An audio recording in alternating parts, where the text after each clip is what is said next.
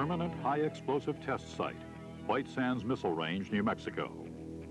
Late in June of 1985, final preparations were complete for a major high explosive test.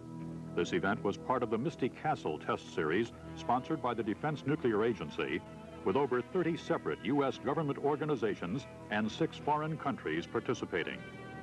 The primary objectives of the test were to simulate the air blast and ground shock effects of an 8-kiloton nuclear surface detonation and to simulate the precursed environment from an 8-kiloton height of burst nuclear explosion. A secondary objective was to provide a thermal environment for selected experiments. Over 175 separate experiments were fielded to gather empirical data from this event, codenamed minor scale.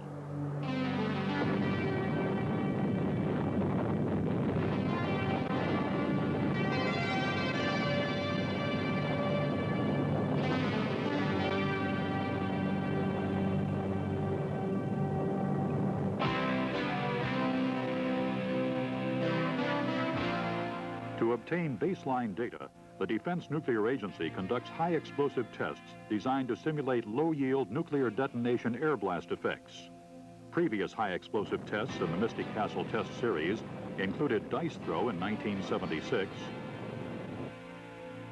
mill race in 1981, and in 1983, direct course, the first height of burst test conducted to study, among other things, the Mach stem effect. One of the main objectives of minor scale was to investigate the precursor phenomenology. In an actual height of burst nuclear explosion, the precursor is created when radiant heat from a nuclear detonation strikes the Earth. The air near the ground is heated, thus creating a shallow thermal layer. The approaching blast front encounters less resistance from the lighter molecules of the heated air, allowing a precursor blast flow to develop ahead of the incident shock wave, with its flow field forming a dust-scouring precursor region as it moves. In the precursor region, a strong vortex drastically alters all blast wave characteristics and creates complicated blast loading, which could produce even more significant damage on surface equipment and structures than a non-precursed blast wave. For minor scale, it was necessary to develop a simulated precursor environment without actually heating the ground. The simulation technique was to use bags to confine a 2-foot layer of helium gas near the ground so that the helium's lighter-than-air molecular density would allow the base of the blast wave to pass through the helium, experience less molecular resistance, move ahead of the front, and produce the characteristic precursor phenomenon associated with an actual nuclear event. Since a test of this type had not been previously conducted, 2 precursor proof-of-concept tests entitled Miniscale 1 and 2 were executed in November 1984 and February 1985. 24 tons of ammonium nitrate fuel oil contained in a hemisphere constructed of laminated fiberglass was used as the explosive charge. Several experiments, key diagnostic instrumentation, and a scaled version of the helium containment system were fielded. The test successfully produced the desired proof of concept.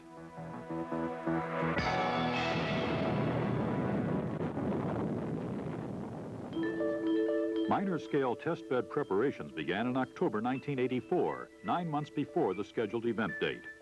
Air blast radials were prepared, major cable runs emplaced, and instrumentation parts readied.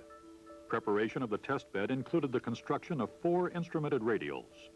One of these radials included a section 400 feet wide by 900 feet long, specially prepared for the precursor, to include covering the surface with a fine layer of soil to ensure adequate dust generation. Ducting was installed for the helium circulation control system.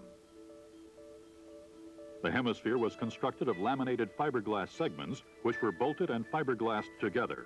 Container erection took approximately 2 weeks. The over 175 experiments were placed at predetermined radial distances from ground zero to obtain the desired data. These experiments were divided into 5 categories: phenomenology and precursor studies, debris and ejecta studies, U.S. civil defense structures, foreign military equipment and civil defense shelters, and U.S.-sponsored military-related equipment. The Defense Nuclear Agency and the Ballistic Missile Office sponsored several experiments designed to investigate the precursor phenomenology. A black and white pattern background was used to create an optical contrast to aid in photographically documenting the precursor phenomenon. Two streak X-ray measurement stations at 30 and 50 psi were installed to determine dust loading as a function of time and height above the ground. Also, cine-flash microscopes were fielded to record dust lofted by the precursor shock wave. Dust catchers were positioned inside the precursor region at the 50 and 30 psi levels. They were used to obtain dust samples at heights of 6, 12, and 36 inches at each pressure level. More than 15 different diagnostic experiments were emplaced to study the precursor phenomenon. Ejecta studies included the burying of 18 circular pyrotechnic devices in the crater area. The recorded smoke trails would permit determination of dynamic parameters, which would then allow estimation of ejection parameters. Debris collectors were fielded to obtain data on crater ejecta and debris depth, density, and size distribution as a function of range from the crater edge. Candidate silo cover designs were fielded at high overpressure ranges to assess the degree of debris mitigation afforded by different berm angles and heights. Cloud experiments included dust-induced radio noise measurements to determine the impact, if any, on the performance of strategic and tactical communication systems and to obtain radar backscatter data. FEMA, the Federal Emergency Management Agency, participated on minor scale with several civil defense-related experiments. A full-sized reinforced key worker blast shelter, including penetrations, entryways, and blast doors, was constructed at the 75 psi level to verify the structural design. Other FEMA structures included quarter-scale key worker shelters at the 125 and 60 psi levels, which were tested to verify shelter design in an above-ground bermed configuration. A quarter-scale civil defense model shelter at the 14 psi level was tested to develop scaling relationships and analytical techniques. Various foreign structures, both civil defense and military, were fielded. This Norwegian bunker, termed Valhall 2, was constructed to evaluate the vulnerability of troops and equipment in fortified fighting positions when exposed to blast overpressure and ground shock. Norway and Sweden sponsored the construction of a joint civil defense military structure used to evaluate the adequacy of civil defense structural codes. Two French experiments were designed to investigate the blast valves and doors used in civil defense shelters. Several experiments were fielded by the United Kingdom, including four-man battle trenches at the 20 to 30 psi levels and a full-scale semi-detached brick house at the 7.7 psi level. The United Kingdom investigated blast-induced failure mechanisms of the house and the survivability of mannequins placed inside several expedient shelters within the house. A 1/5 scale model of the house was built at the same 7.7 psi level to develop scaling relationships. To investigate airblast displacement, the British positioned steel I-beams as well as steel instrument lockers at various psi levels to study dynamic pressure and impulse fields through physical displacement. Outfitted mannequins were positioned at the 7.5 psi level to study thermal and blast effects on British NBC clothing. The Republic of Germany fielded nitromethane storage containers to evaluate the blast hardness of standard storage barrels and antennas to investigate the effect of long-duration air blast pressures on the parabolic disc design. To investigate their survivability, U.S. strategic and tactical systems and equipment were positioned at various psi levels. An important experiment was the testing of scaled models of proposed hardened mobile launcher vehicle configurations, sponsored by the Air Force Ballistic Missile Office and fielded by Boeing Aerospace Company and Martin Marietta. The models were tested over a range of overpressure levels to obtain data which will support vehicle design and definition of operational concepts.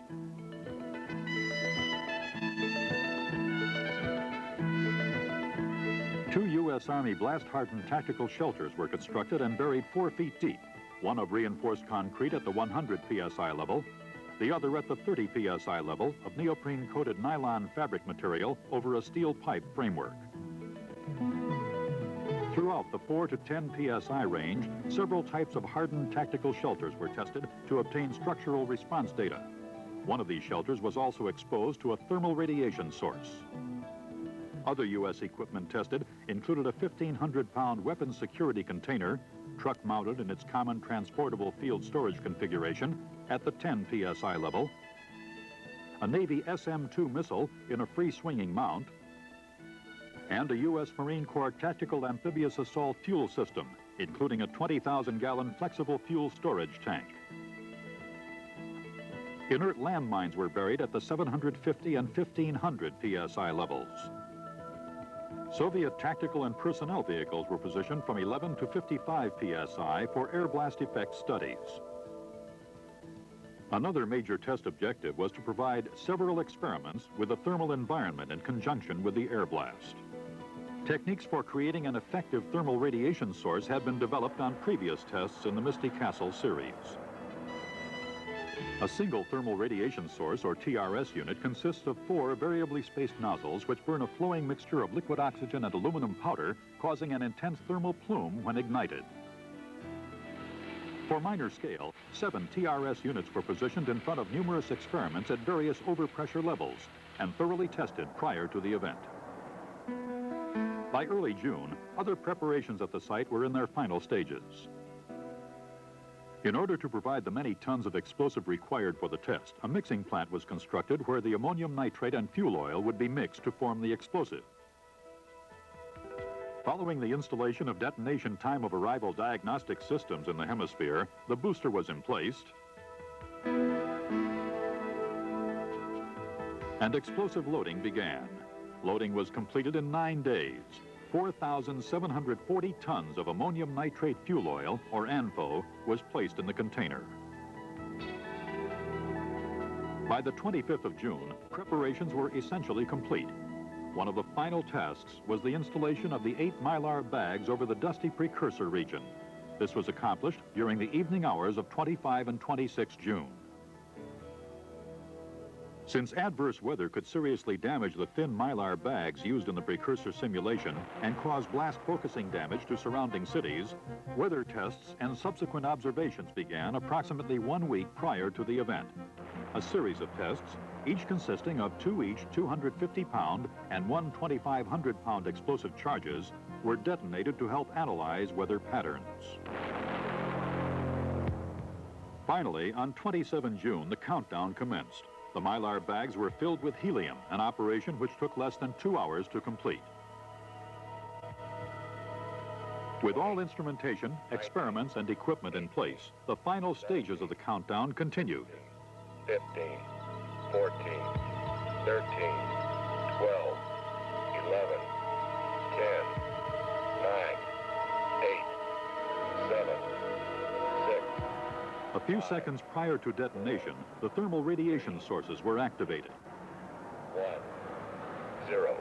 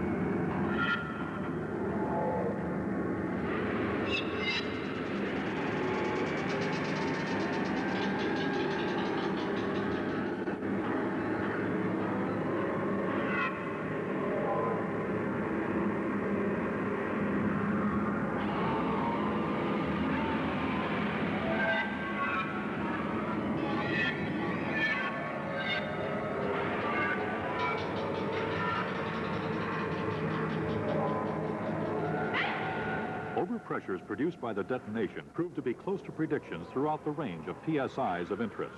The failure of the prototype charge container and the resulting ANFO spills several days prior to the test, plus the loss of 2 Mylar bags to dust devil activity immediately prior to detonation, did not significantly affect the resultant experimental data.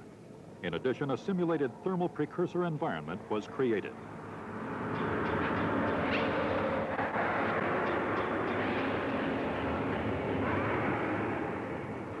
As the dust cloud rose and dispersed, aircraft took photographs and dust samples of the cloud, as well as radar scanning measurements of particle velocities. The crater formed by the detonation was roughly 70 feet deep, with a 145-foot radius. Earth displacement from the crater was in excess of 2 million cubic feet. Average lip height was 14 feet.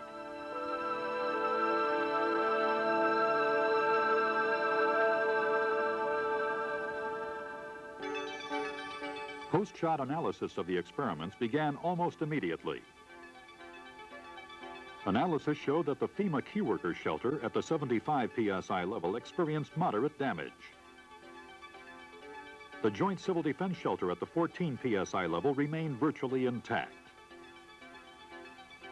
The battle trenches experienced various degrees of damage depending upon their distance from ground zero. As expected, the British dwellings at the 7.7 psi level were almost totally destroyed. Overall, all structures performed very close to predictions.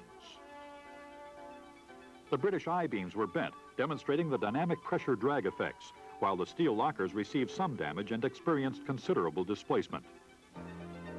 As expected, the weapon security container sustained essentially no damage. The Republic of Germany nitromethane storage drums at the 600 to 800 psi levels were destroyed, while those below the 20 psi level experienced some displacement. Damage to the hardened tactical shelters was as expected. Although the walls deflected, the shelters maintained their integrity. The U.S. Marine Corps Tactical Amphibious Assault Fuel System at 7.5 psi was intact except for a small puncture on top of the fuel bladder. Minor scale, the largest high-explosive test conducted by the United States, produced air and ground shock effects that were within desired parameters. Most equipment and experiments performed close to predictions. The precursor experiment achieved the desired data despite the anomalies resulting from the destruction of 2 Mylar bags by dust devils just prior to detonation. Overall, the event returned the quantity and type of data required to continue studies of the air blast and thermal effects from a nuclear explosion. Follow-on high-explosive events will use the same test area, which was fully restored for future testing in the Misty Castle program.